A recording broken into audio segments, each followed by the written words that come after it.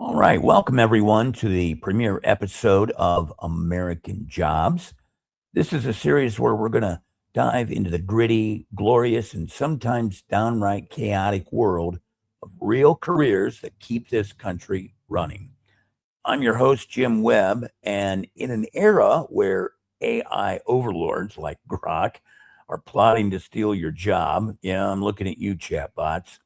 We're spotlighting gigs that require actual human guts, grit, and a side of good old fashioned unpredictability. No algorithms can replacing chasing down bad guys, talking someone off the ledge. And so I'm sorry, Robocop, you're still just a movie fantasy. Today, we're kicking things off with law enforcement.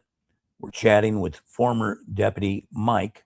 He's from the Midwest, and he's going to spill the beans on what it really takes to wear the badge, the highs of saving the day, the lows of endless paperwork, and everything in between. If you're eyeing a career that's equal parts adrenaline and altruism, stick around. This one is for you. Now, for a minute, I have to put on my business hat. And right now, the channel is demonetized. I was away from the channel. I neglected the channel for a while due to some health reasons, but we are back. And so, if you enjoy these videos, first of all, we'd like you to uh, hit the like button. That way, the algorithms will help spread the video, but then also subscribe. That helps us as well. But what really helps us now to bring these videos to you and other people like you is Patreon. That is our go to help us bring you these episodes. Or if you want to do just a one time donation to the channel, you can go to Buy Me a Coffee. And if you can support us, that is phenomenal. If you can't right now, if things are a little tight, you know what? We understand. Enjoy the videos. Okay. And with that, I am humbled and I am proud to bring my first guest onto the program tonight, former Deputy Mike. And Mike, how are you this evening?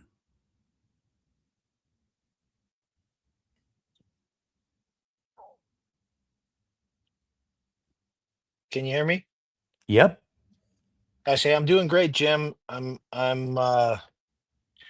very proud to be your first guest. I know we have known each other for a very long time, and I am honored to help you out on the channel.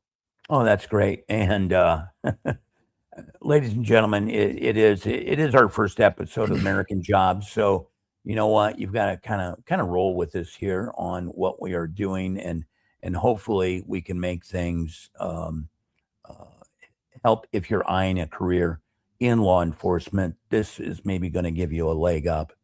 Okay. So with that, Mike, I'm gonna ask you a few questions here, and first of all, walk us through your journey to becoming a deputy sheriff. And I've never really asked you this. What sparked your interest in law enforcement in the first place? That is a kind of a tough question. There was really no one event or thing that led me towards law enforcement. It was just something I always wanted to do since I was a little kid. When we got into like junior high school, we had what we called a peer mediator program. And that that program was sent out to every student in the school, and everyone was asked to recommend somebody that they thought might be good at helping resolve a conflict between two students or four students or whatever it was. And there were no nominations, so there were no names on on that form. There was just anybody you thought would be good at it. And I was overwhelmingly selected to go through, I think it was a 3-day training back. This is, seventh grade or sixth grade, something like that. And so I started in that peer mediator program, and I really enjoyed helping other kids figure out their differences and their conflicts. And I kind of always landed in that spot where people would come to me for advice, or when they had something that was wrong, they would say, "Hey, what do you think about this?" And I enjoyed it. So the best way I thought to continue doing that with the experience I had at the time was to explore a career in law enforcement where, everybody that's reaching out to you in that job is really looking for guidance and support, and what Conflict sometimes resolution. is, yeah, and sometimes they're asking you for help in what might be the lowest moment of their life, and if you can help guide somebody, um you're able to help people on a bigger scale, because it's literally what you're doing all day long every day.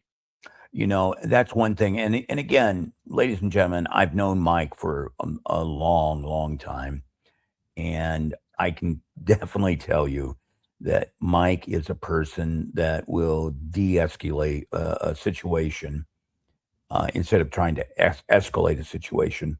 So he has always been someone that I could count on to resolve an issue.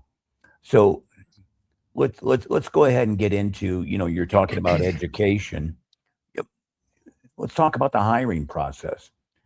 What types of tests, interviews, or background checks did you have to go through to become a law enforcement officer? It's a tough process. So where I worked, at the time that I was trying to get into the field, uh, different departments would post one, maybe two openings at a time, and there would be 400 to 600 applicants for one Oh, position. wow. Wow. So the very first thing where we worked, you had to take a physical fitness test. So um, basically, you had to prove that you were physically able to pass the state's requirements to be a peace officer.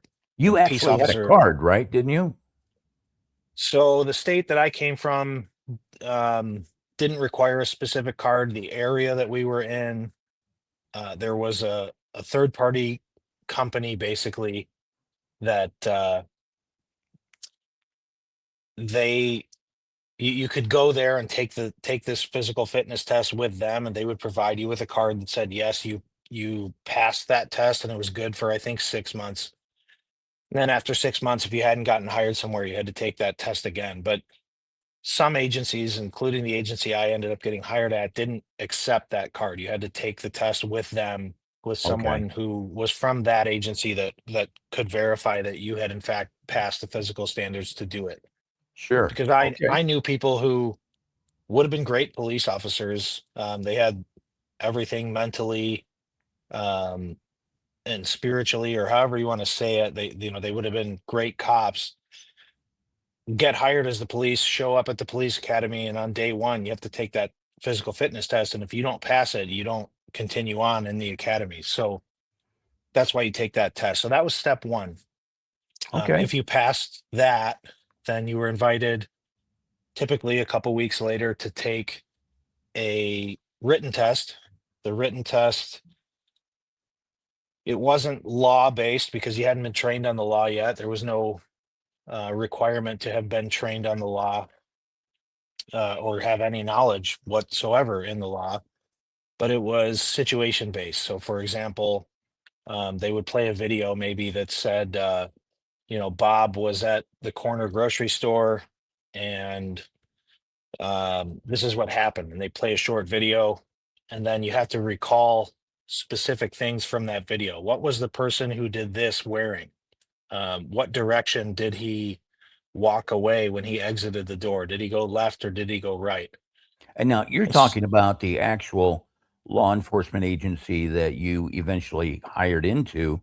This is the test that they gave you during the hiring process? correct. So, Okay. so it was more situation based. It wasn't knowledge based, or there was basic reasoning and understanding, obviously, but no specific law testing or anything. Like, you weren't expected to know the difference between a robbery and a burglary, or speeding versus reckless driving. You didn't have to know the difference in statutes. Obviously, that comes once you do get hired, you go to the academy. Right, But right. then you take the written test. If the written test goes well, if you score high enough to be invited into the next chapter of testing, then there was an oral interview with a board of people. So the agency I got hired with had a civilian board uh, first. So that was the first oral interview, and that was actually a like a double panel interview. So the board itself was conducting the interview, and then there were five of us that were candidates for the job who all interviewed at the same time. Um, each of us was assigned a color. So I don't remember what color I was, but I think one of us was Mr. Green, Mr. White, Mr. Blue, Mr. Orange, etc. And each person was posed a different question first, and they had the opportunity to answer as the first person, and then everyone else had to answer, second, third, fourth, and fifth. And so your answers were graded by that panel. If you were if you scored high enough and you were again invited to continue on in the process, the next step was a polygraph examination. So, Do I those mean, really work? you know, I guess I can't really answer that. I mean, they use them to determine whether or not you are truthful to their belief. So they're, I guess, placing a fair amount of trust in the polygrapher or the Sure. examiner. Um, I mean, for most like criminal trials, they're not admissible, is my No. understanding. But You hear that on they TV ask all the you, time, you know? yeah. So the format is different than you might expect it to be. So before the machine is turned on, you're hooked up to everything, but the machine's not on. You can clearly tell it's not on. Nothing's moving, nothing's happening. And they ask you, maybe 25 questions, and they're basic questions. Um, have you ever stolen a car or something similar? Have you ever done any illegal drugs that I should know about? And quite frankly, I think what they're actually looking for is to find out whether or not you're being honest with them. Sure. So, I know people who, not me personally, I know people who've taken those tests and have answered, yes, I used X, Y, or Z drug when I was in college, but I haven't done it since, and it's been 3 years since that ever happened. Right. Um, and so they ask you all those questions. Let's call it 25. I don't know if it's 15 or 30. I don't, it's been quite a bit of time, 15, 16 years now since I took that test, but they ask you all those questions and then they turn the machine on and they ask you the same questions. But at the beginning of that question, they say, other than what we've already talked about, have you blah, blah, blah, whatever the question was. So essentially, they want to just find out, were you truthful when we asked you this question? So is there something that you're hiding other than what you were willing to admit to us? Sure. Um, and so you go through the same questions. They tell you absolutely nothing, whether you passed or not, or whether they think you were being truthful or not. And then, a week later, you get an email or a letter in the mail or a phone call that says you're invited to continue on in the process. Okay. All right. What's the next step After after that? The next step after that is a psychological examination, which maybe could be the most stressful thing that any candidate at that point has done in their life. Um, the one that I had to go through was, I want to say it was probably somewhere between 400 and 600 questions that Oh, were wow. like rapid response. It's four, maybe 400 to 600 questions, but there's probably, 40 questions that they're really asking in slightly differently worded ways. How long was that Um, test? How long did that take? uh, I think it was like 3 or 4 hours that I was there. Oh, wow. Yeah. And then at the end of the written portion, you actually sat down with an examiner who asked you some questions to verify your verbal back and forth with like a human being was going to be the same responses as what you had given the computer. Um, and some of those questions are uh, I don't remember the exact questions. I remember walking out of that building thinking like, man, those are really odd questions. You know, I Did you feel I that you passed it when you walked out of the building? I when I walked out of that building, I didn't know. Um, I had no idea if I had passed it. I had no idea if I had bombed it. I had no idea. Can I you didn't know remember if any of the my name questions? was even my name. I mean, it was questions like, if you're on a desert island and the only way you can survive is to drink the blood of somebody else, would you do it? I don't know. Like, Well, would I've never you? been asked that. I mean, I guess I'm, I would like to survive. I mean, especially at this point in my life, I have some pretty great things to live for. At the time, I'm 23 years old, 15 years ago, 16 years ago. I Yeah, don't and know. it's I don't know how I answered it then. And the advice that I was given going into that test was read the question and answer it. Like whatever your gut feeling is, read it and answer it and just move on to the next one. Don't go right. back and try to overthink it because your brain, if you start overthinking it, that's how you bomb out of those tests. So that's what I did. I went in, I read some bizarre questions. That's great Answered advice. whatever That's my great advice. first, I answered whatever my first instinct was, and I moved on to the next one and I just bombed, powered through everything. Fortunately, I didn't bomb it. I was invited to continue to the next stage. The next Which stage was? was what they called a command staff interview. Um, so on that day, I walked in, wearing my best suit that I owned at the time, which you've seen me in much nicer suits than what I had at that day. Um, but I walked in the best suit that I owned, looking as But it's presentable as I showing could. respect. That's the bottom line is showing respect to the people. You don't want to walk in a pair of sweats. You don't want to walk in a hoodie or anything like that. And it doesn't matter if you have a $200 suit or a $3,000 suit. It's showing respect to the people that you're interviewing with. That's the bottom line. They're looking at you like, do you want to level up or not?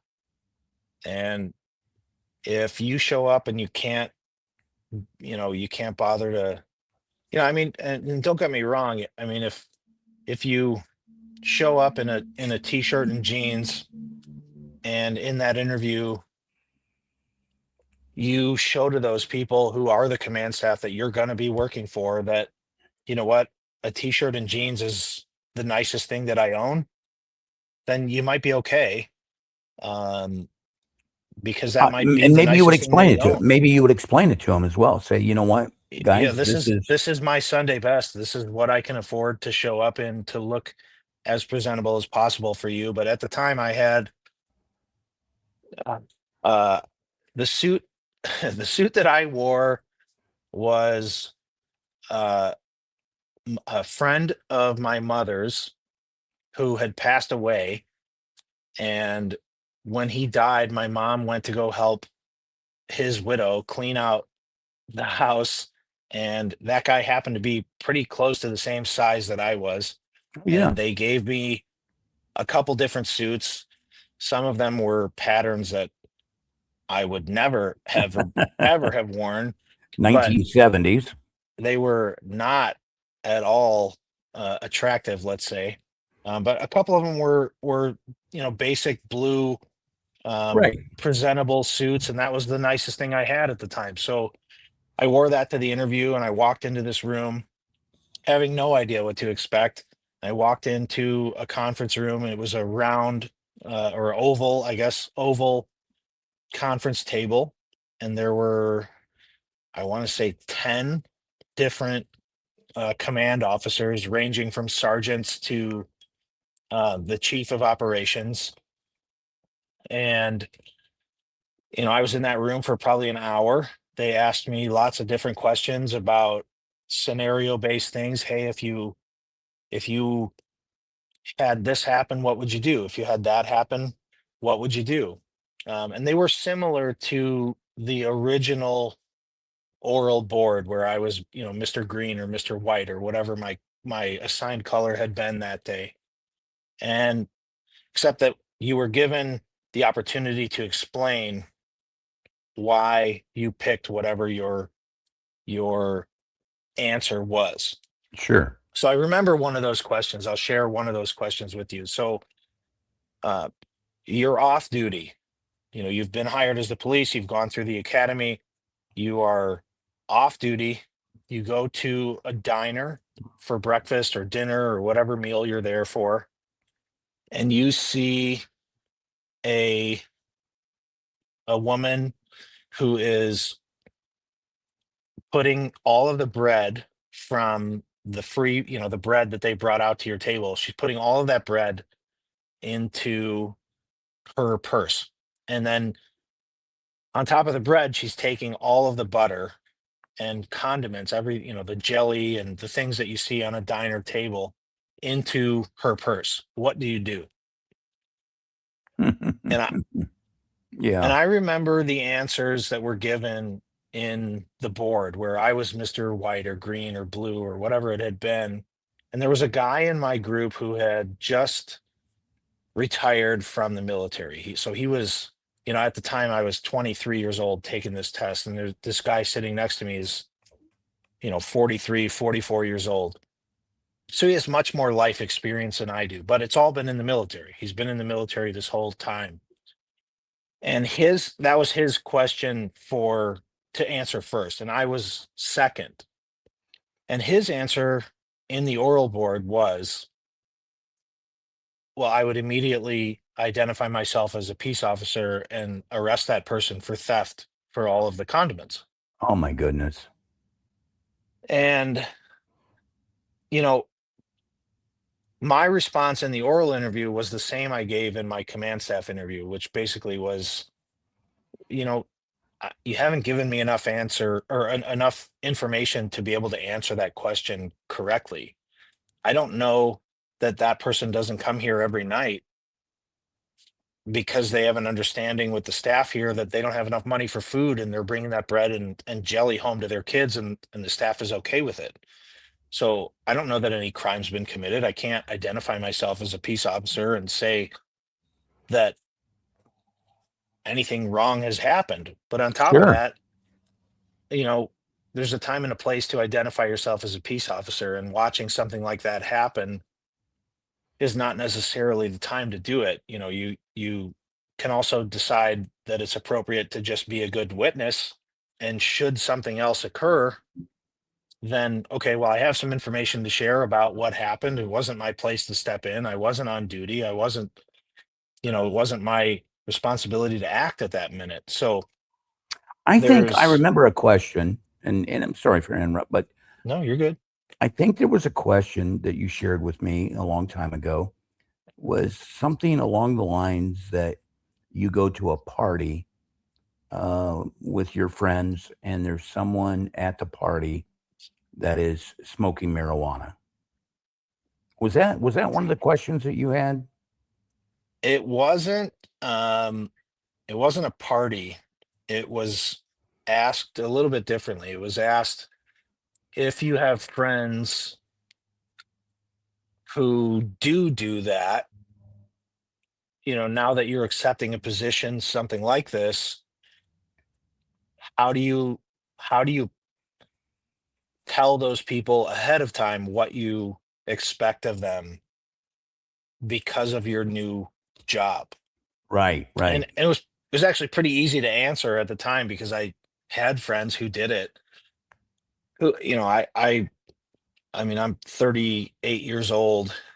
I live in Arizona. I haven't been the police for 8 years. And I tried marijuana for the first time maybe 2 years ago, 3 years ago. So I hadn't been the police for 5 years, and I'd lived in a state where it was legal for the entirety of the time that I lived here. Really, I mean, off the record or not related to your question, really, not for me, but whatever. I don't, whatever people want to do and it's legal, so who cares? But my answer at the time was, if those people can't understand my new job, then they probably weren't real good friends to begin with. Sure. Putting you in a You know, position. Yeah. in where I worked, it is now legal. It was not when I started. Um, so really wasn't a question for me. I mean, this was something that I had wanted to do since I was 2 or 3 years old. It was just that everybody knew that Mike was going to be the police, Right. Right. and so me walking away from some people who couldn't couldn't wait, an hour for me to be gone from the party or whatever They're wasn't not your friends. Right. Right. it wasn't even a question. It wasn't even a doubt that this just wasn't going to be a good fit. Sure. Okay. Okay. So now you've gone through the command staff. What is the next step? That was it. That's the end of the road for hiring. Obviously, And there was a background check as well. yes, I mean the background check is um I guess, yeah, I mean there is. That's harder for me to speak about because I wasn't involved with it. You fill out a packet, explaining anything that you've ever had that's a police contact or anything like that, but I never had any, so there was nothing there for me to disclose or Did anything you like did that. did they go talk to your friends and neighbors? My brother went to the Naval Academy, and there were some security clearances and things like that. And I understand the police. There's no security clearances involved, but they went and talked to his friends and neighbors around us and things like that. Your agency do that deep of an interview? Did they go around and talk to your friends and things like that? So no, I mean, I had references. Everybody that fills out an application, you're going to give them references for really any job, but especially that job. I was fortunate to have people who were already police officers as my references.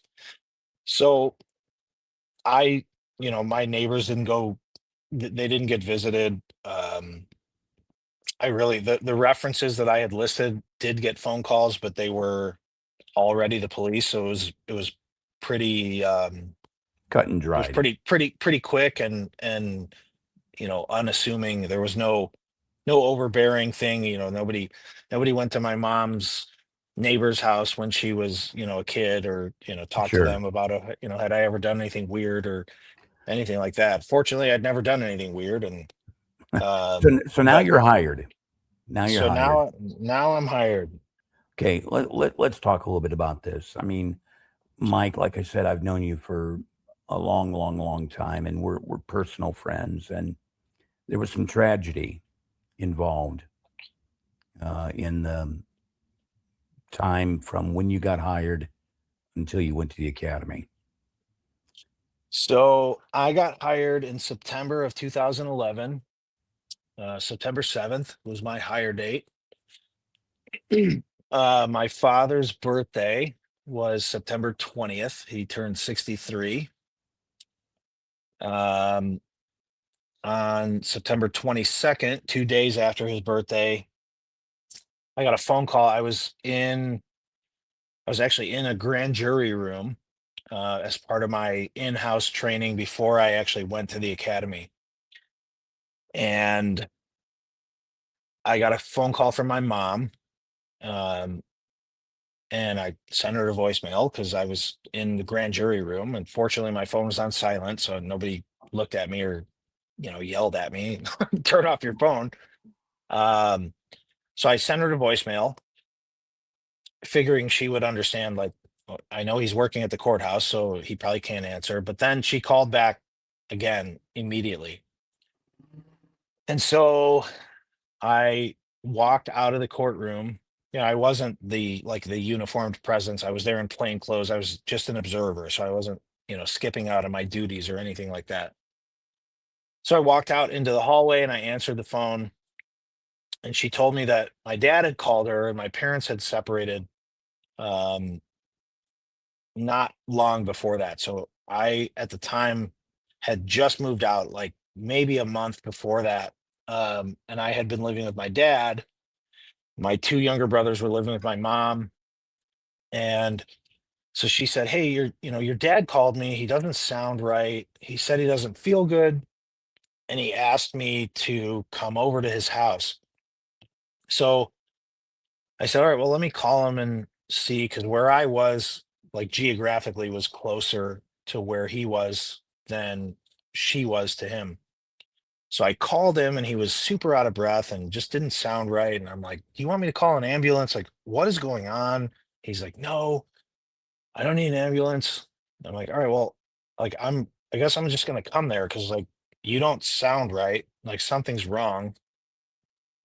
So I spoke with the sergeant who I reported to in the courthouse.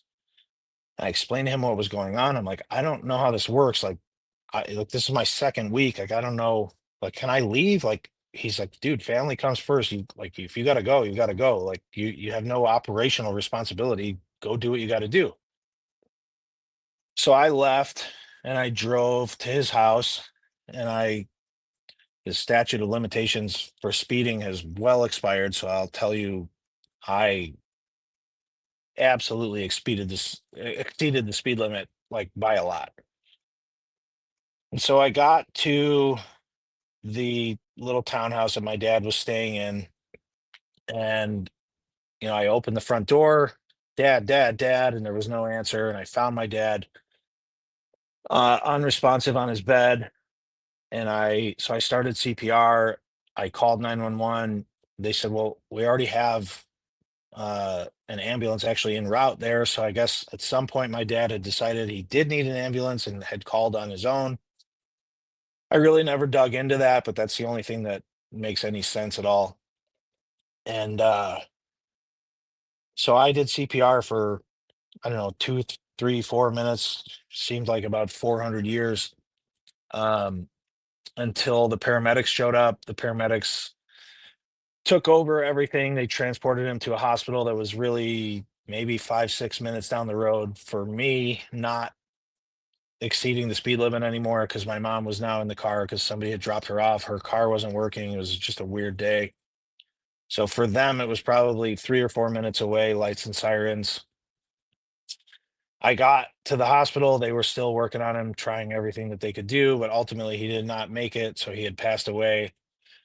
Now, this is the 22nd. So, 15 or something like that, 15, 16 days after I had gotten hired. So it's like a Monday or a Tuesday, maybe in my third week. And I am supposed to, the following week, show up at like later that week. I'm supposed to show up at the police academy, the state police academy, which obviously didn't happen. So, we had, my brother was in the Marine Corps at the time. It took the Marines like 8 days to get him home from Japan. So it was kind of a nightmare. It took a long time to like be able to do the real services. So I like to joke the last favor that my dad did me was get me into the academy that I went to instead of the academy I was supposed to go to, I because heard you say that. the academy that I went to was like widely renowned as the best academy that we could have possibly asked to end up at. And so that's where I ended up. So I we had I The buried my the, the dad on a department, Saturday. yeah, Yeah, the oh, department rearranged things, and they they found an were opening very for good. me. They were extraordinary. Um, in that aspect, I could not possibly have asked for a better support system with with an employer that I had been with for 2.5 weeks. Sure. Um, And now it's Saturday, and you bury your father. yeah, so we had the funeral on a Saturday, at like 4:30 in the morning on Sunday. I drove down to the academy that I ended up going to. So the academy was a 3-month process. Um, so you lived there, Sunday night through Thursday night. Friday afternoon, you were free to go home. You could stay there, but I mean, it was on a college campus, and you're there trying to, get certified as a police officer. So most people left because, college campuses are filled with bad choices. uh, Yeah, I can only so imagine. Yeah. so I went home every weekend. Um, and so every Sunday, you drove back. Monday morning, you were expected to report, and so the It was academy started. it was a very tough time for you. I remember your dad was your hero. You know, I didn't appreciate him enough. Um, it's crazy. I mean, it's been, 2011, so this will be 15 years now, this year. And I mean, as you guys will find out, this is probably appearance one of a few, because I have a very strange resume, which you'll all hear about at some point. But now I'm in home services, and I live out in Phoenix. And my father was a general contractor, and he built, I mean, just ridiculous, beautiful custom homes, and million, two, three, four, $5 million custom homes. And this is like in the early 90s. So, $15 million houses today. And I work in home services now, and it's been 15 years. And I still, to this day, there will be things where I'm looking at something and I go, like, who would know why they did that? My dad would. I Right. can't call my dad. Right. But it's been 15 years, and that still never goes away. It doesn't hurt quite as much as it did 15 years ago. And at this point, it's kind of like it's kind of a it's kind of a fun thing. Um, I'm fortunate, like in Arizona, the license plates are very different than where I used to work. And they start with three letters here versus where I came from. It started with a letter typically for like a regular passenger car, and then six numbers. Here it's like three letters and then three numbers or some variation. But there's a ton of license plates that have my dad's initials as the first three letters. Oh my And goodness. so when I see that, I try to think like, hey, dad's trying to say I, but that's neither here nor there for the law enforcement story, You know obviously. what? It's beautiful. It's beautiful, Mike. I mean, giving you a connection that, when you see a license plate that you think about the fond memories of your dad. And I mean, that's absolutely wonderful. And I believe he is still in your life. I really do. I And try to think so. Yeah, my last year, um, so I have two daughters, and today they're 5 and 21 months or so. And last year, my now 5-year-old, who was four and a half at the time, um, she on the anniversary of my dad's passing, we were talking, and she was saying something about grandpa, and I was like, what, like, which grandpa are you talking about? And she said, I'm supposed to tell you Grandpa Craig says hi. And it was like she wouldn't have known. oh my goodness, Like she would know that my dad was grandpa, and she knew that my dad's not here, but she would never have known Grandpa Craig. Like she wouldn't have known his that's first name. amazing. So it was pretty wild. And I kind of changed my perspective on some things, but again, that's not Well, really, what we're here to talk about today, right. but Well, well, we kind will of, all, all these things kind of connect. yeah, we'll all be reunited with the ones that we love. We can So only now hope. you go through the academy. Tell me about some of the like if you got a funny story of memories of the academy. Is there anything that sticks out in your mind? Um, Man, I'll tell you what, the guys that said, man, I'm not going to make a single noise when I get tased. Boy, oh boy, were they wrong. Um, uh, i- if you ever get pepper sprayed, My roommate in the academy. So we lived in it was campus family housing. So there were most of the different academy goers had it was one person. They were little two-bedroom like apartments, kind of like super small little apartments that were campus owned. And but my room, it was a three-bedroom, so there was three of us in that room. And one of the three guys in my room, when the day we all got pepper sprayed, which was not the same day we got tased, so there were multiple days of very uncomfortable training. But the guy who took the pepper spray the best of anybody was my roommate. So if you ever get pepper sprayed, instead of putting a bunch of water on your face, you should absolutely wipe it off with a dry towel and like get as much of it off as possible without using any liquid cleaner. And he did that, and I mean, he might just be like a certified badass, I don't know, but he didn't put any water on his face, had no trouble, never complained about it, Wow. walked through, like, I mean, he did just as well as anybody else did, like going through you have to do an obstacle course when you get sprayed, and that obstacle course really sucks. But afterwards, like everybody else was like really, really miserable. And there's a hose there, so you can rinse yourself off. And there's like seven people fighting over a hose because, you go through the line of everybody that's Right. getting sprayed. And, he never went to the hose. Now, his father was a police officer, so I'm guessing dad gave him some advice on Sure. how to best deal with it. But it Well, I'm was, sure his father probably got some overspray at the time, I would, too. I would think, I mean, I got overspray a couple times, and I'll tell you, any day of the week, if you told me right now, I need you to get sprayed or tased right now, every time I'll take the taser, That's what you every said. I single time. remember that. I remember that when you were at the academy, you were talking Every about how you got single time I will take the taser. Every you, time. you said Now, you got it's in tased. my pasty Irish ass, that stuff burned so bad. It was so bad.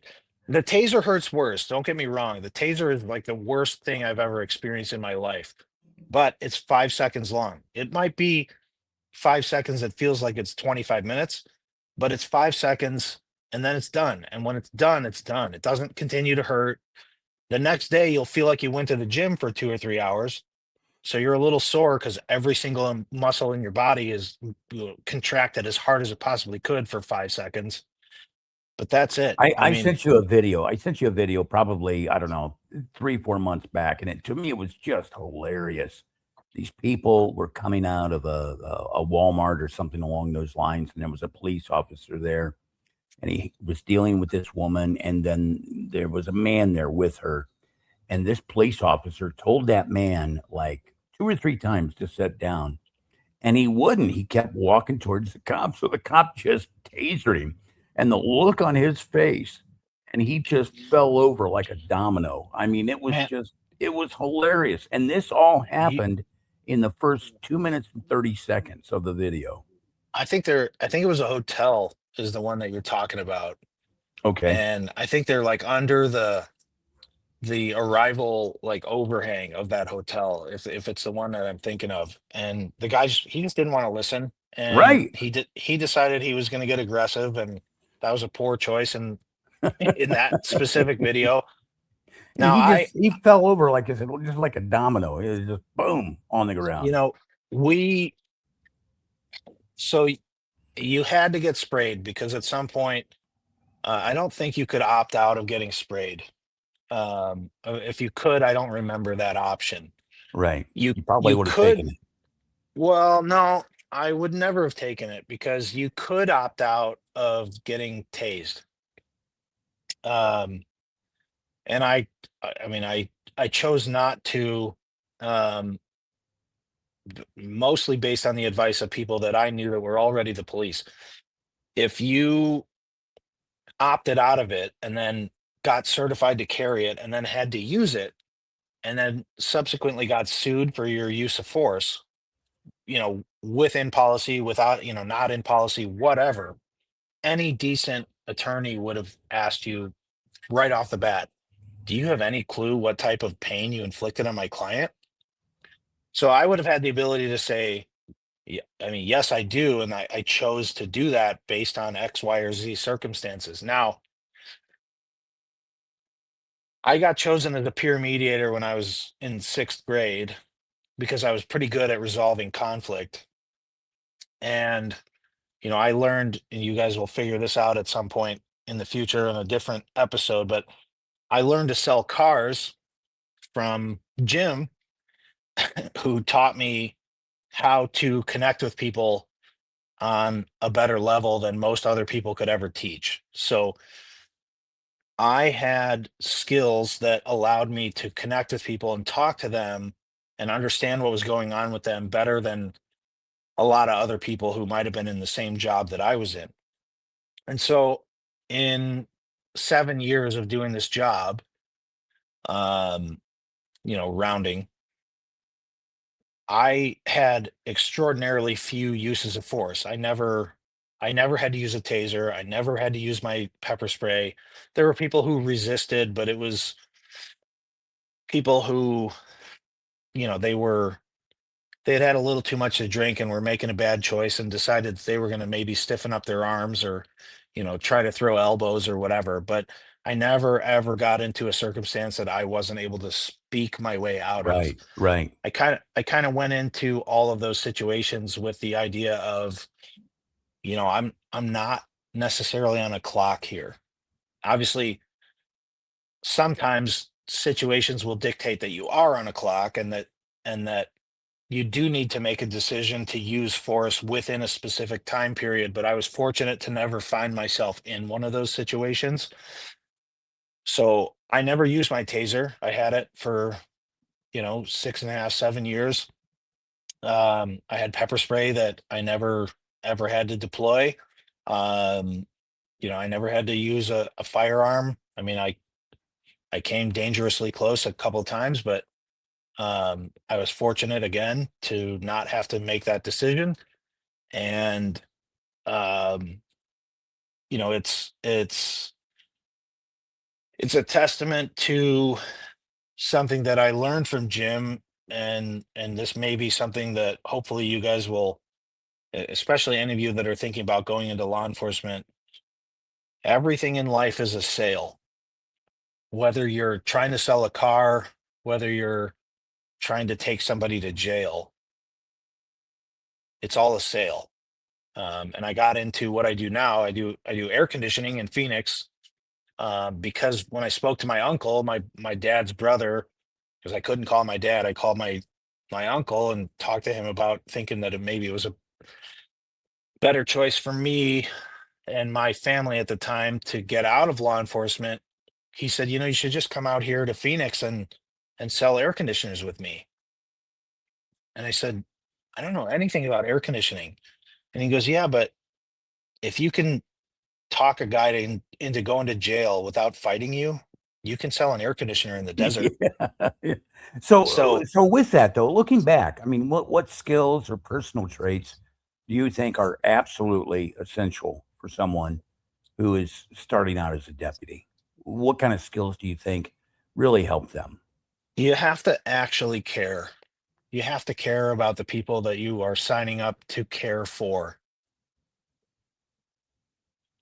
There, you know, unfortunately, the perception of most people for law enforcement is whatever they see on the news.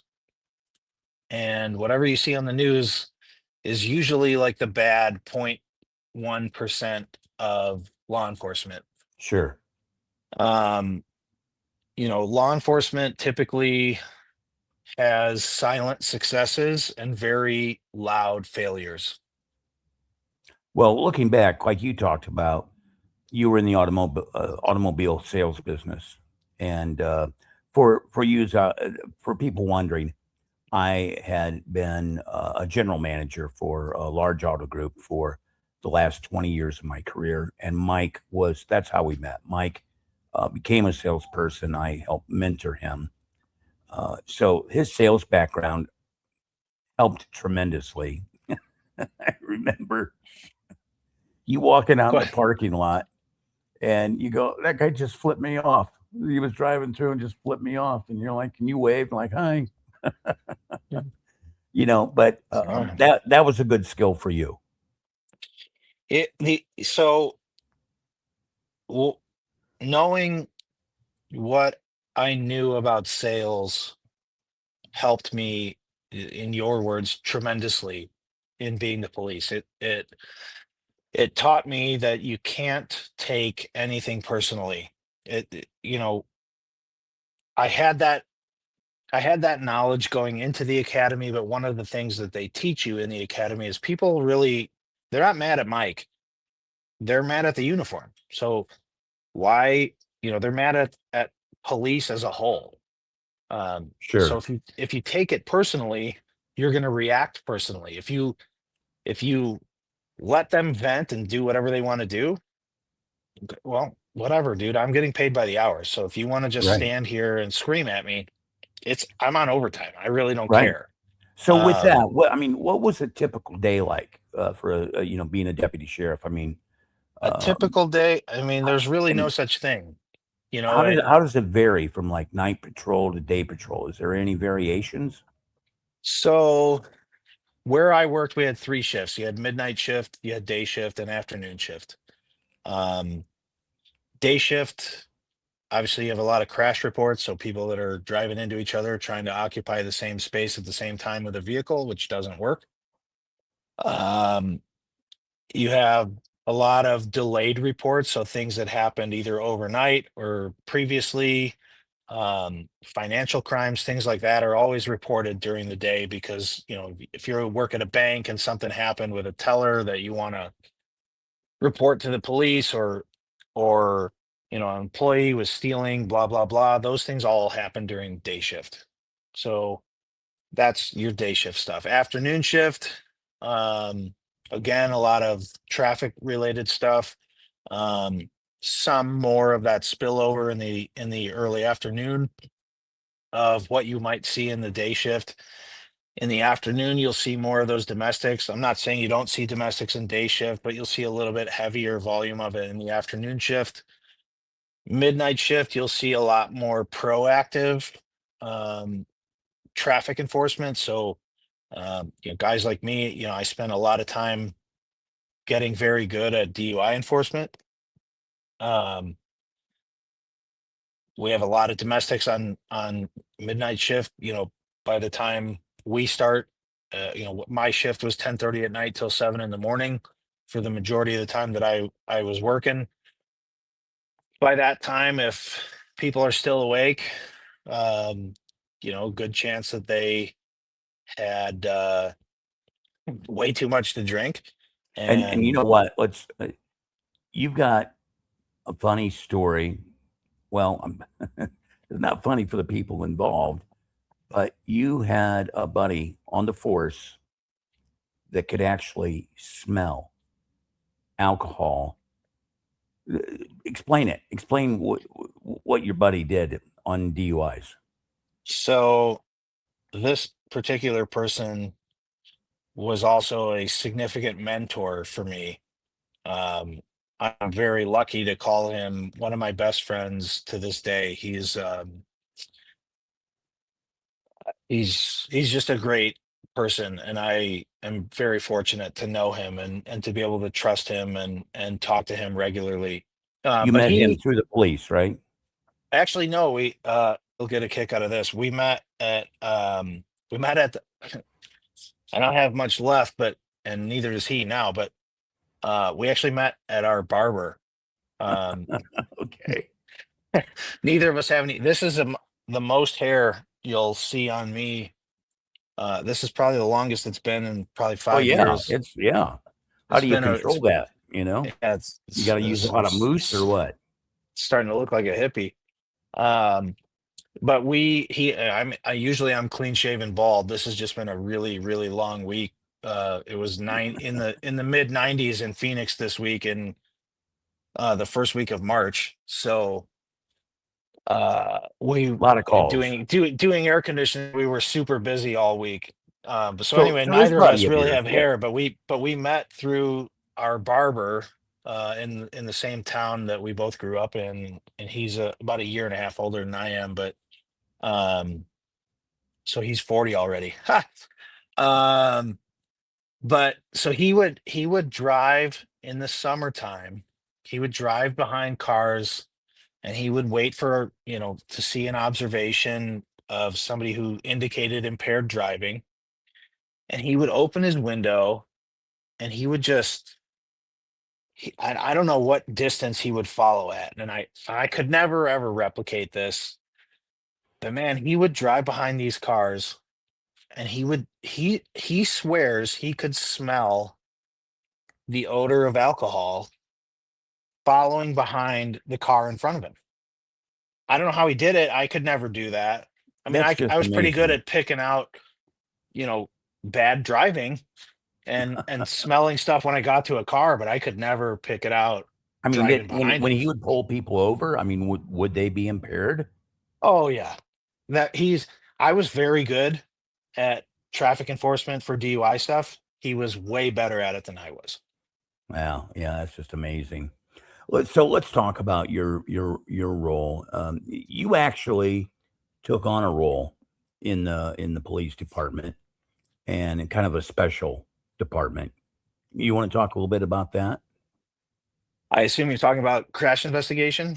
Yeah, Um, so crash investigation's pretty cool. It made me eat my words to a lot of my high school teachers where I said, look, I want to be the police. I'm never going to need math. But I became a traffic crash investigator. Um, so basically I was on, a specialized team, and what we did was anytime a major injury or fatality crash occurred, there were like I want to say 8 of us on the team. We would get paged from home. So like I worked midnights, but it didn't really matter. I got off at 7 a.m. If a fatal crash happened at 9:15 and I'd been asleep for 45 minutes, they didn't care. They woke us up and, hey, you're on call. Get out there and measure this out and figure out what happened. Rebuild it, rework it, tell us how this occurred, and file a report. So, I assume there's a um, lot of paperwork involved in that process. I mean, a lot is an absolute understatement. Um, you're talking some of these reports were hundreds and hundreds of pages long. It really just kind of depended on which one you were looking at any given time. So Hey, on can we pause? TV, Can we yeah, pause yeah, for 1 second? yeah. Let's go ahead. You know what? We're at the 1 hour break, and we are going to pause, and we will be right back. Okay, so we are back, and we were talking about Mike had a special role in his department, and he dealt with traffic. And you know, let me was the paperwork as soul crushing as they portray it on TV? For major injury or fatal crashes, yeah, it's I don't want to say it's soul crushing. I mean, it's very overwhelming. Going and telling somebody that their loved one's never going to come back again, that's soul crushing. That's got to be Um, tough. Did you do that? Was that part of your job? a couple of times. Usually Doing, yeah, it was the coroner's responsibility. But there were a few times where we had to do it.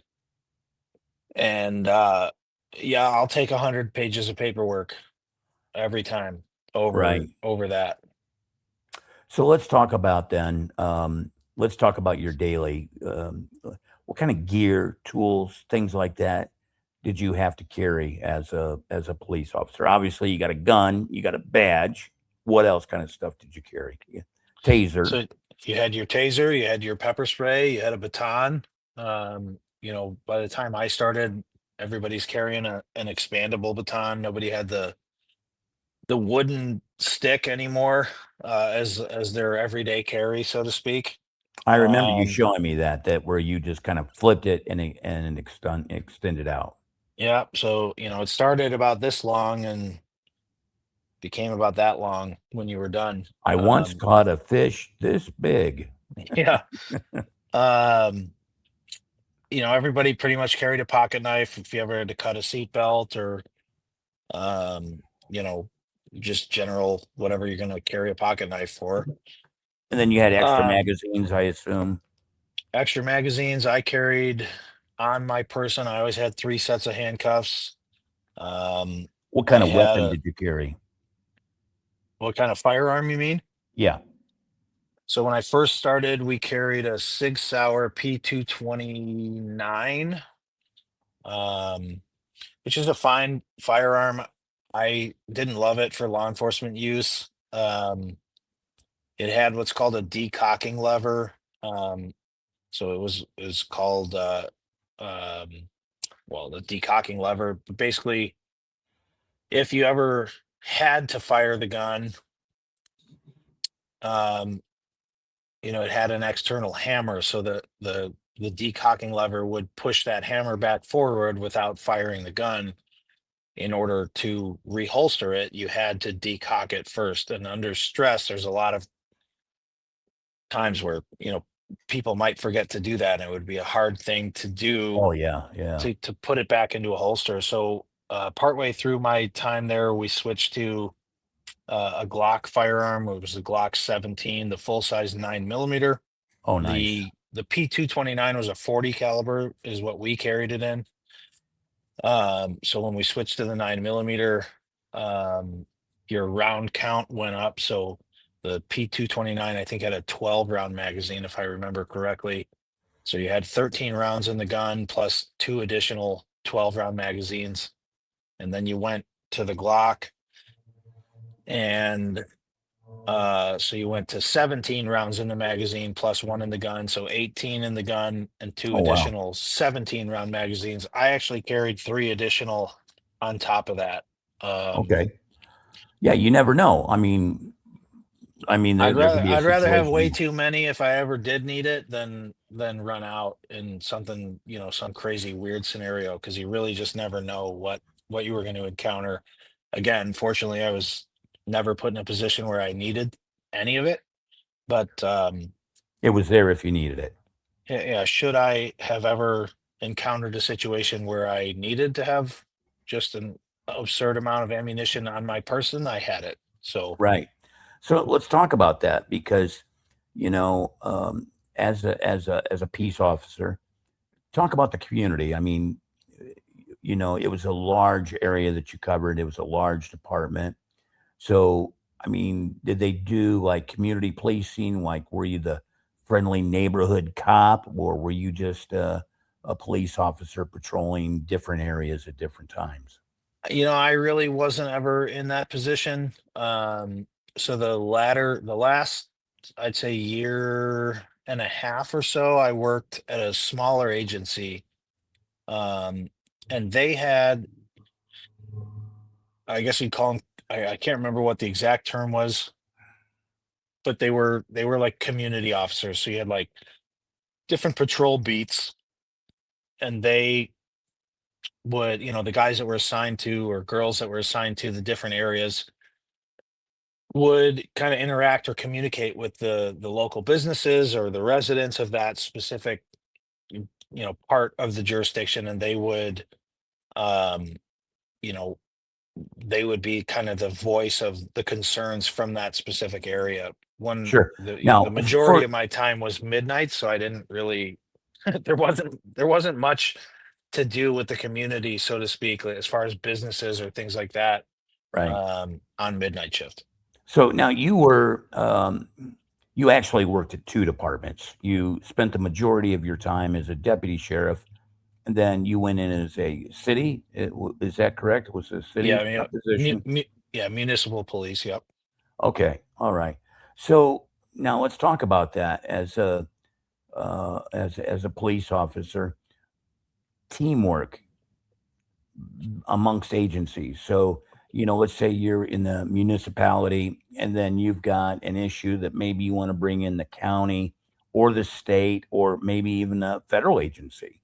And both in not only the municipal role but also as your role as a deputy sheriff. Was there much interaction between other agencies? Federally, no, there was very little. I had one incident that I worked that would have been something that probably anybody across the country would know. I'm not going to get into specifics because I'm really not trying to narrow down exactly where I worked, but there was one incident that we did have some federal assistance that came in. But as far as like a day-to-day thing, yeah, I mean, as a sheriff's deputy, you're the same local police as everybody else. You just have a different jurisdiction. So we were patrolling unincorporated areas of the county that I worked in. And did you work with the state much? Sure. The state highways that they were responsible for patrolling would come through the county. If you were a municipality and the same thing were true, if that same highway went through a municipality, it wasn't uncommon, especially for the state police, to ask for assistance from another agency because they were so far spread out. It was the same thing for us as the county, but not quite as bad as the state. There were plenty of times we requested assistance from whatever the closest municipality was to us or wherever we might be, either on a domestic or a traffic stop or whatever the call was. If my district was, I want to say, I think 16 miles wide and I don't know, 18 miles tall or something like that. So that's a lot of square miles to cover. Oh, And there was yeah, two, yeah. there was two of us. So Okay. now within that same area, there might have been 38 municipal police officers that were working at the same time, but they weren't listening to our radio traffic. They weren't dispatched to the same calls. But if my partner was on a call and couldn't leave and I got a call that needed somebody else, the local agencies were always available. I mean, assuming they had somebody available, they You would could always reach come. them, let's say, on another channel?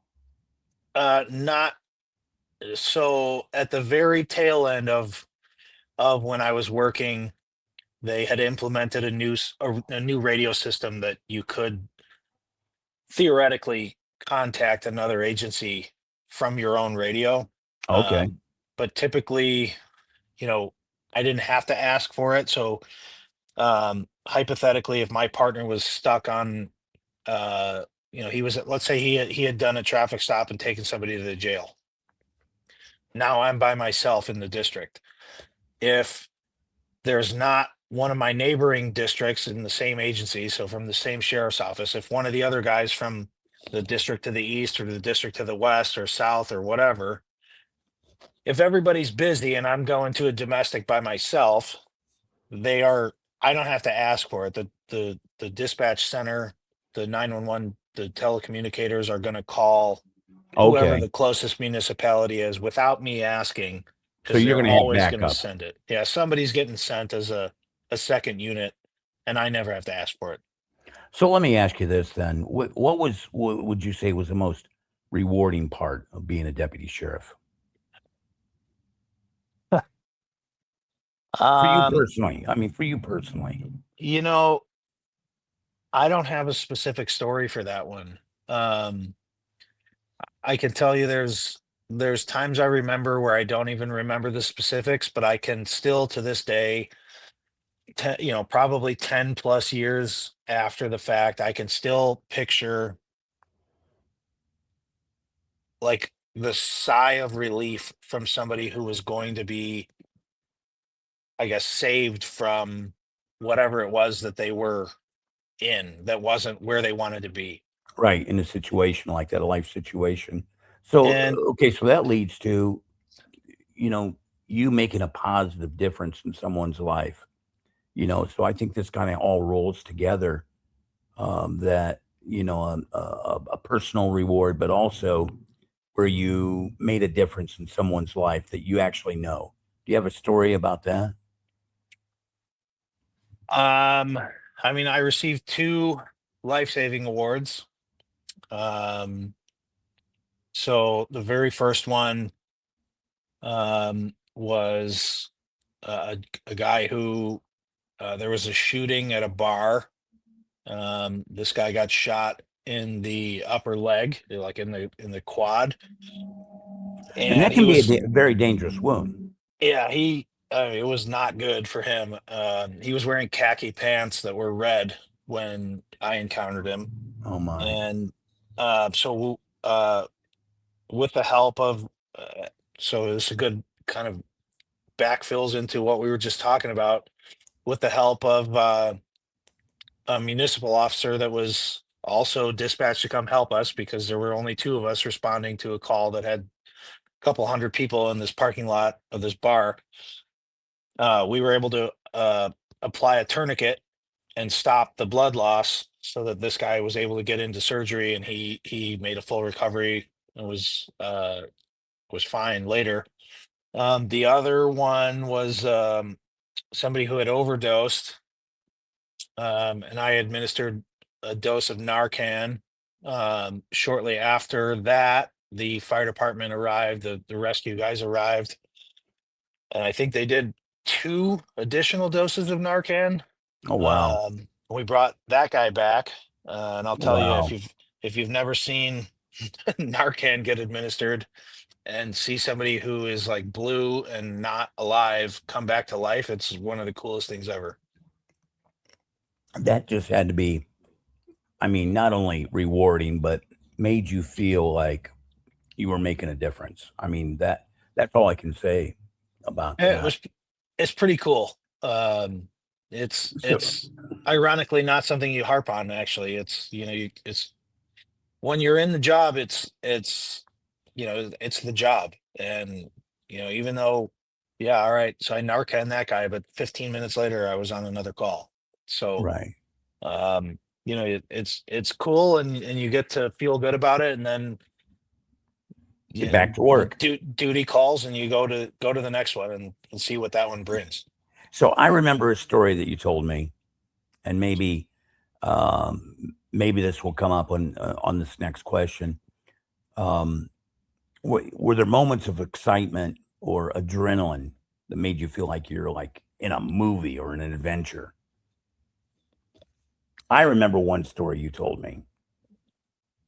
Oh, you have to tell me which one that is, because I'm drawing a blank now. You got me on the spot. Um, Okay, so you had got to a call and there was a gun on the ground, and your job was to stand over the gun so pointing your AR. this kind of goes back to what I was talking about before. This is where the quote I said about listen, man, on overtime, you could talk as long as you want. Um, so there was a shooting. This was again this these a lot of these stories tie together. So this was an assist other agency call for a smaller agency that requested assistance. They had had a couple of shootings that night. This was one of the ones that we were asked to go help with. And it ended up being, I believe it ended up being a homicide. And the firearm that was used was left at the scene. So there's I don't know if you guys know what a 1911 is, but it's a very famous, very popular firearm. A 1911 that had been used in this shooting that was left in the front yard of this house. And so they asked us to help secure this scene. That'd be a And Colt, right? Colt 1911. well, Colt is a manufacturer, but there's a bunch of different manufacturers that Okay, make okay, 1911 style yeah. guns. But so I get there and I'm standing on top of, I mean, it's right between my feet, this 1911. And why did you have to do that? Well, the scene is still being processed for evidence. Like No, it's but there was more to the story. well, so I'm standing on top of it. Normally you would try to stand farther away from it, but there are a lot of people who are causing a scene that are very upset the police are in this neighborhood.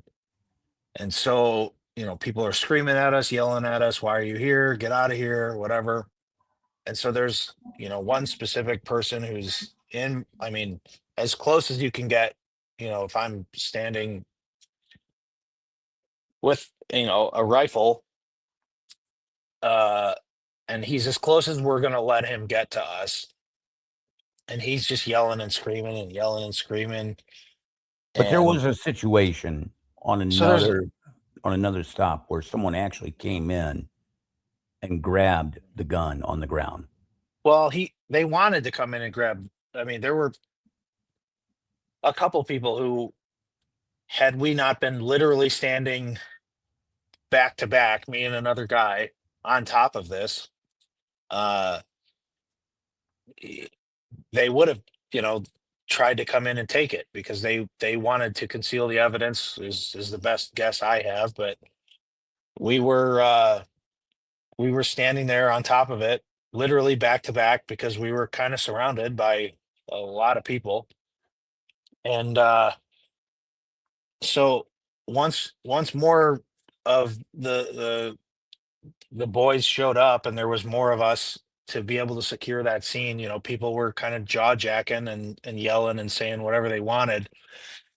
And this guy, he just kind of kept yelling and screaming. And eventually he said something to the effect of, I'm in your face and I can call you whatever I want. What do you think about that? And I'm like, listen, man, it's the 4th of July, man. I'm here on overtime. Like, you say whatever you want. Like, it goes back to what I said before. Like, you can't take anything personal as long as you let it roll off. Like, whatever, dude, talk all you want. I'm making $55 an hour because I'm on overtime. I don't care. Say Yeah, whatever you want to say. I'll stay here as long as you want. I thought the story, and I could be wrong, that there it was another scene where you were not involved, and someone came running into the scene and snatched the gun off the ground, and then that's why they had you guys post up on these guns from that time on. Is that right, or am I remembering that right or not? I think you might be remembering it wrong. I think that's why. I mean, that's why we were standing on top of it, was to prevent that from happening. But Okay, I don't. okay, I don't. That never happened. That when I was active, I don't okay. remember that. So let's talk about the job in general, because you were on traffic. You had that special assignment for the fatalities and serious injuries. But what type of variety? I mean, to keep things fresh, or was it more routine than people think? I mean, there's definitely. I mean, where I worked in the winter, there were days where you started your shift at 10:30 in roll call. You called out over the radio you were available at 10:40, and by the time everybody was out at 10:50, there was no radio traffic because it was snowing and it was cold and miserable. You didn't hear radio traffic for 6 hours. There was definitely nights where it was just totally quiet, nothing was going on. And then the very next night, for no reason at all, you were slammed from the time you got out of roll call, and you were stuck on a late call where you didn't get, you're supposed to get off at 7 a.m. You didn't get out till 9:30 because you were stuck on a crazy cluster that just took forever to figure out. And So there there was definitely was really, variety to the job. yeah, there's really, you could call it a routine night, and a routine night would be, you had 5 or 6 calls that you handled, that there was really nothing hairy. It was just, people that couldn't figure out how to get along with each other and didn't know how to talk to each other, and needed somebody else to come in and just be a basic voice of reason. And you didn't go back. Other nights there was, the crazy fireworks complaint, and you go there and you tell them, hey, knock it off. You're not allowed to do that.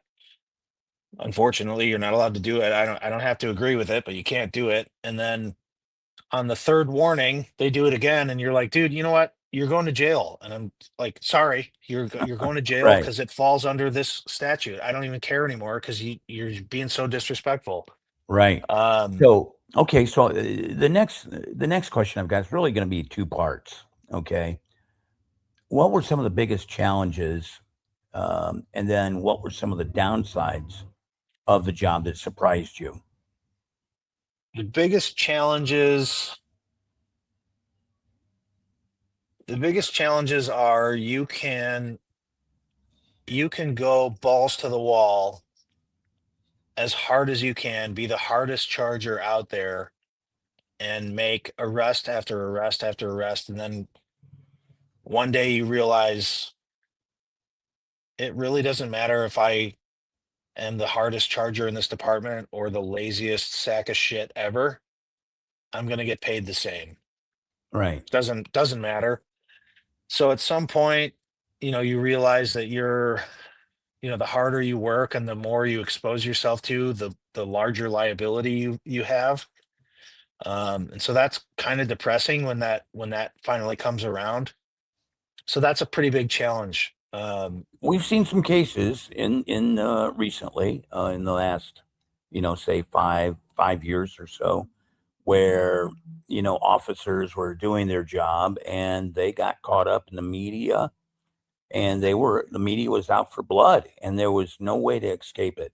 You know, It's so that's ultimately the reason I decided it was time for me to look for something else. Was I looked at myself like a very proactive person in that job, and I really wanted to go out and make a difference. And I know that I did. I made a lot of arrests for impaired driving and different things that, in and my it wasn't just opinion. for you. You just weren't doing this just for the money. Okay, I know you've said that. Well, I'm still getting paid 55. But I mean, I know you personally, and I No, know no, no. that. When I say, what, look, man, I'm getting paid $55 an hour. That was just a way to deflect and try to diffuse it, because somebody. And when I did say that to that specific person, the what's the right word here? The aggressive nature that he was presenting was totally deflated. So that wasn't a no. I didn't do it for the money. I did it. I mean, obviously everybody works because they need to make Right, money, right? but right, right. but I didn't do that job for the money. I did the job because that's what I wanted to do since I was a kid. Yeah, And the only reason I was able to walk away from it was because it was what I wanted to do since I was a kid. I achieved what I wanted to do since I was a kid. I excelled at it. I was very good at it. But, everybody's life changes, and just because it was good for you in 2011 doesn't mean it's right for you in 2020. So, right. I remember you um saying to me one day that you don't want to be out doing your job and end up on CNN. so that was really it. I mean, you look at some of these guys that were found to have done absolutely nothing wrong, who couldn't be the police anymore because their name and their face had been plastered all over every TV screen across the country for 2, 3, 4 months. And Ferguson even, comes to mind. yeah, You know, so they, they, Ferguson, Darren Wilson, that guy got found to have done absolutely nothing wrong, and he ended up resigning the way, I mean, if I remember it right, he resigned his post. And if I was him, I would have done the same thing, because you being on scene is going to do nothing but cause problems for your partners. right. Like, I would have had no interest in causing trouble for the people that I worked with. And I'm not saying, you know, this brings up a different point, and I'm just going to touch on it for a second.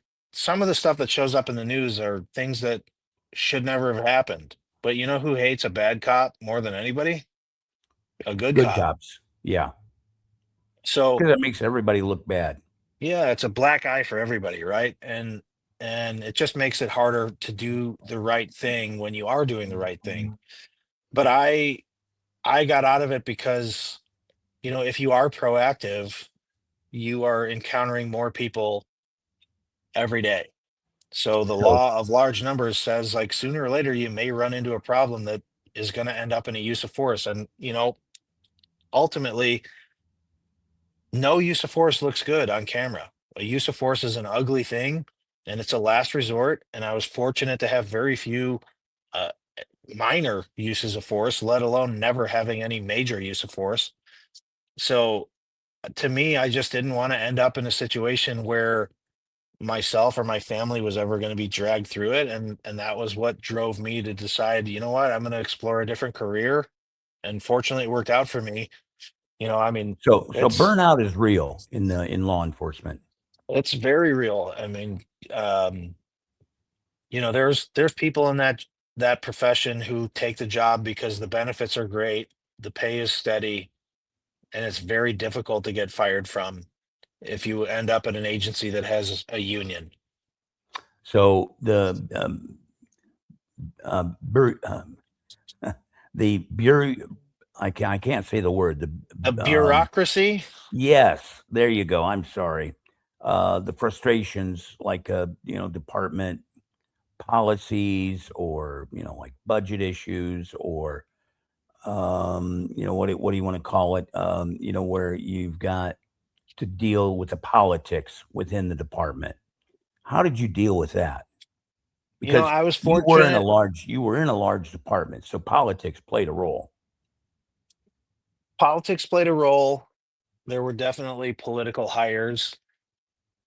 But it's not any different than really any other job. I mean, there are people in every possible profession who are hired and are totally unqualified to do the job that they're doing. It sucks in law enforcement when you are in law enforcement and you work with somebody and you look at them and you think like, dude, I don't know how you got this job, and I really don't love showing up to calls with you. Right. Um, they're the type of people who are typically never proactive at all in their career. Most people come in that have wanted to do this for a long time. They come in, they're proactive, super proactive, maybe. Um, They want to help uh, people. well, they want to be the hard charger that I talked about before. Um, they want to come out and they want to set the world on fire and make a huge difference. And sooner or later, all those people realize, trying to stop every single car that's moving for every little violation's not worth it, because, if you focus your attention a little bit, um, you know, you'll find what it is you're really looking for, which is, so to speak, the bigger fish, right? But um, it's, eh, yeah, there are definitely political things that you have to navigate if you're going to be in, especially larger departments. Some of the smaller departments, at least my experience with the smaller departments, you didn't see that as much. I absolutely loved my time in the smaller agency that I worked for. I was fortunate to work with a chief who, we had a community event that happened every year, and it went from like 6 p.m. to 2 a.m. or 3 a.m. maybe. And so that was like, I worked part-time at that smaller agency. And so like, but for that event, like, you were working, everybody worked. If you were, you weren't assigned to days, you were working 6 to 3 to cover that event because it was big and there was a lot of people. And but the chief was always out with us 6 p.m. to 3 a.m. Wow. And if somebody decided they wanted to go sideways, like, the chief wasn't afraid to get his hands dirty. He was a lot of fun to work with. He was very, very knowledgeable and somebody that definitely I learned from. Um, So he was a good person to learn from as far as higher up in the management. yeah, I mean, he had a ton of experience, and he was a lot of fun to work with. Just a wealth of knowledge that you would be like, in that profession, you'd be blessed to work with somebody like he was. If I recall it right, the sheriff that you had actually worked for didn't carry a gun. Is that right? Uh, he did. Um, he was not a he was not a career law enforcement officer. Um, the sheriff I got hired under, but he did carry a gun. Oh, okay, okay. I just again, this has been a long time, and memories and different things like that that we talk about now. And going back, looking at your career, is there anything that you would do different as a deputy? Anything I would do different? Um, I don't think so. No regrets. I no, I spent a lot of time. There are things I miss about the job. specifically the camaraderie with the other guys. So what I do now is pretty individual. So I'm doing air conditioning, repairs, whatever. Um, and so I'm kind of by myself all the time. Um, but at least with law enforcement, you had roll call every day. You got to see all the guys you were working with every day, and you always cross paths with people that even weren't your district partners, right? You were kind of bouncing around to other areas to help cover this and that. People had to go to the jail, so you were covering calls outside your district, and so you got to see your other partners that were in the districts next door and down south or up north or wherever you were at. And um, And you were able to build relationships with those people. yeah, I mean, I still have good relationships with guys that I haven't seen in, I still talk to guys, once a month, twice a month that I haven't even seen in a couple years. Oh, wow. Um, so, you know, there's something to be said about the camaraderie that it really kind of doesn't die as fast as it does if you leave a different type of job. And I think it's just because you kind of understand, like, when you run calls with those guys, the ones that are actually there because they want to do the job, not because they're there to collect a check.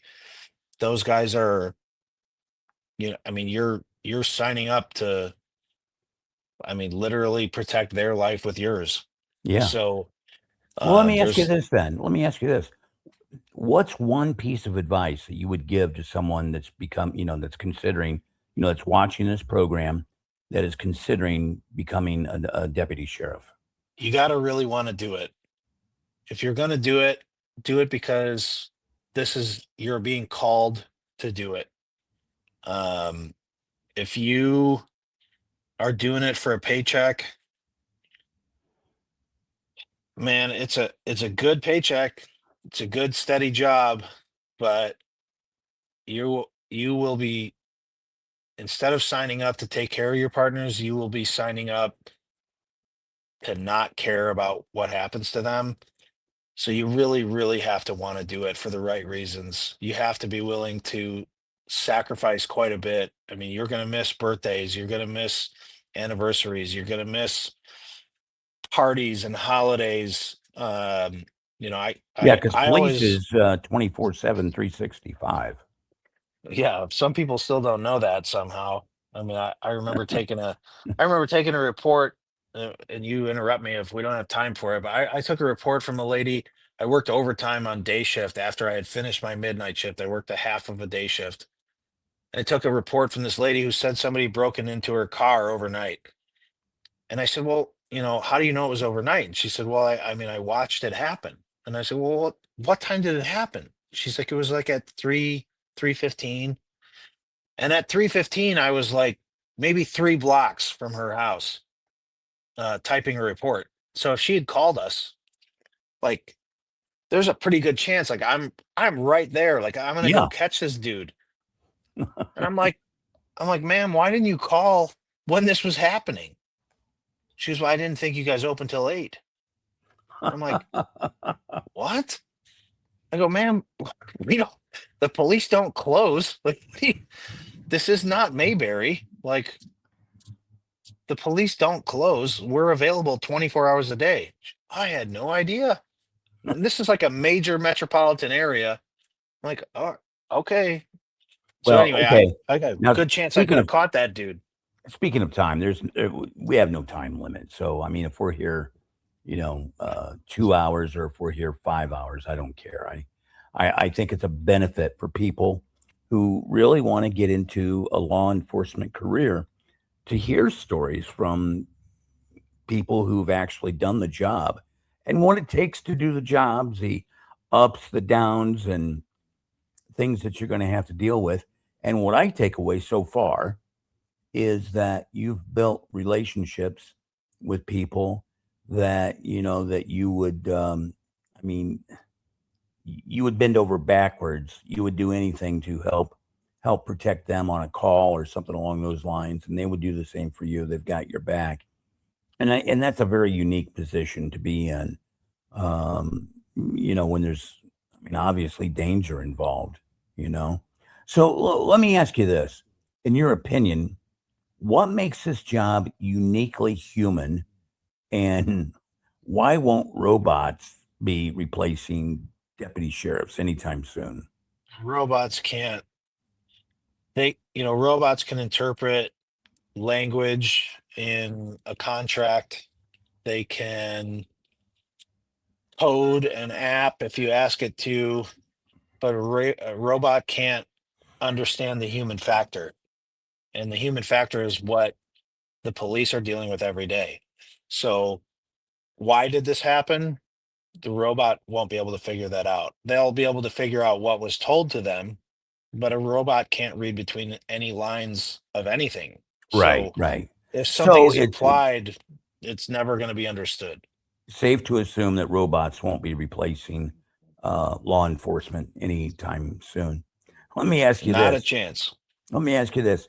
Are there any only in the Midwest would you see this kind of stories as a police officer, that just stuck out in your mind that are like, what is going on here?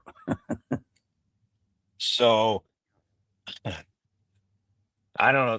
This probably not only in the Midwest, is probably in, you probably get this in Montana or Tennessee, or, a couple I'm in different places, Florida. but I'm in Florida, and we have probably that. probably won't get this in Florida. But we got dispatched one night, my partner and I, to uh check the roadway obstruction for the cow that was in the roadway.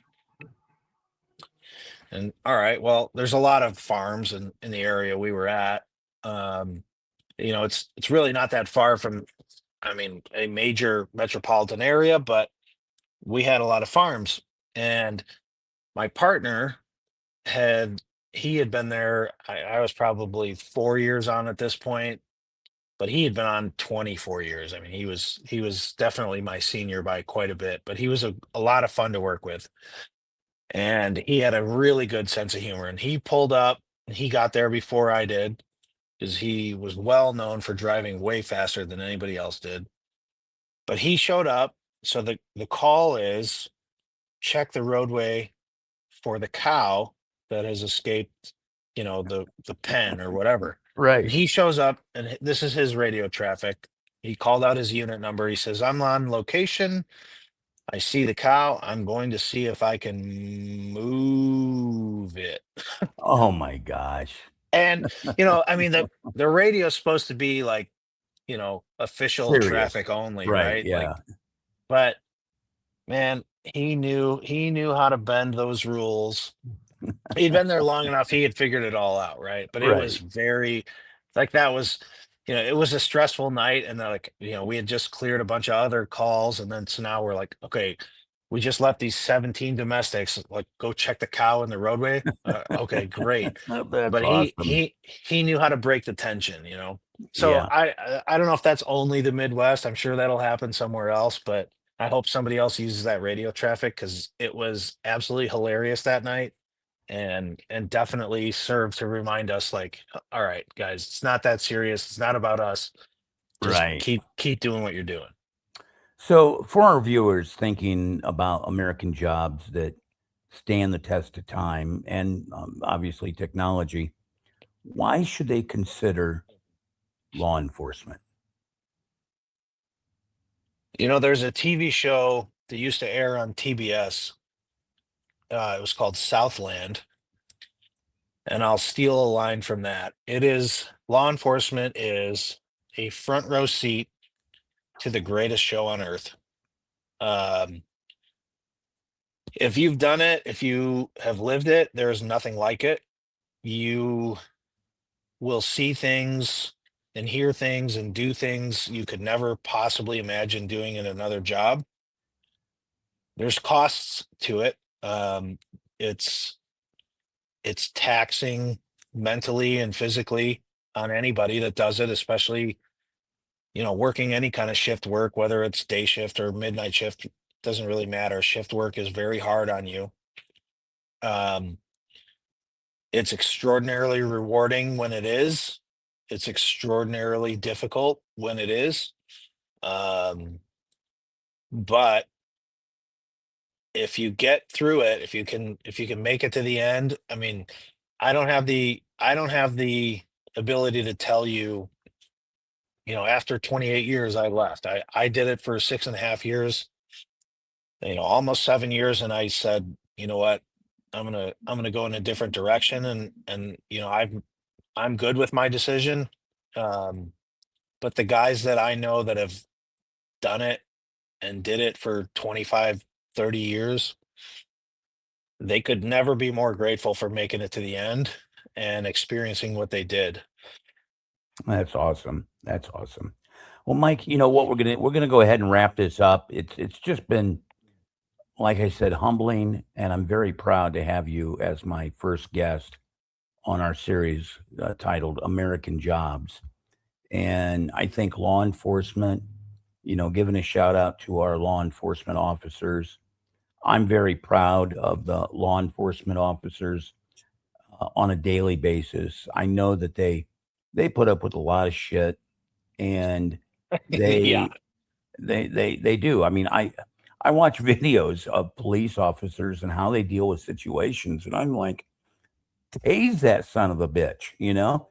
But let they just keep talking and talking, and finally they calm the person down.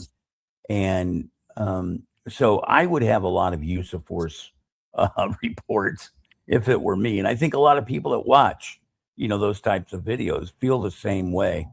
But And like I said, I see a lot of comments that say that. I watch those same videos, and a lot of people say I could never be the police. I wouldn't have the patience. And you asked before if I could give somebody advice. I think I would amend my answer and tell whoever it is that wants to go out and do that job, be patient. You are dealing with people sometimes in the worst hour of their life. You're not in a rush. You don't need to be. I mean, yes, there are times where, there's situations where time is a factor, but a lot of times time's not a factor. And if it's not, and you can take an extra 10 minutes and try to level with that person and get on their ground and figure out what's going on in their head, and let words be the only force you need to use, man, that to me is the greatest skill in the world. If you could aspire, I wish everybody that wanted to be the police aspired to be a hostage negotiator. Because if you right, had that aspiration and you could talk to everybody as though you were a hostage, in a negotiation situation, which again, everything's a sale. It is a hostage negotiation every time, or some negotiation every time. It will save you and them so much time and heartache and pain, literal pain, physical pain. If you could just talk people out of everything, it would be your life will be so much easier, their life will be so much better, and they will respect the police significantly more, which will make the next guy that talks to them, it will make their job much easier. So have patience. That's my advice to you. If you want to do this job, be a patient person and just give a shit about what happens to the guy that you're dealing with, not just what happens in the next 5 minutes. Just give a shit about that guy's life and how it will change depending on how this interaction with you happens. funny story. Okay. So my ex-wife, her grandfather was a law enforcement officer for 30 years, and he started sometime around 1950. Okay.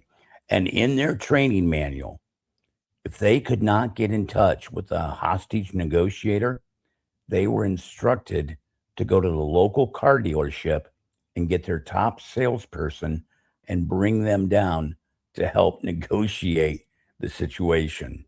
So, I mean, that's just really a testament to, you talking about being in car sales for 3 years before you went to be the police, how that really helped you in negotiating with people. It's if everybody who wanted to be the police had to sell cars or sell cell phones or Sweepers, cable or anything, if they had to sell something for a year before they could be the police, I think it would be a godsend to teach people just better communication skills. overall. It's Yeah. not to say that the majority of guys don't have wonderful, amazing communication skills, because I guess I'll close with this.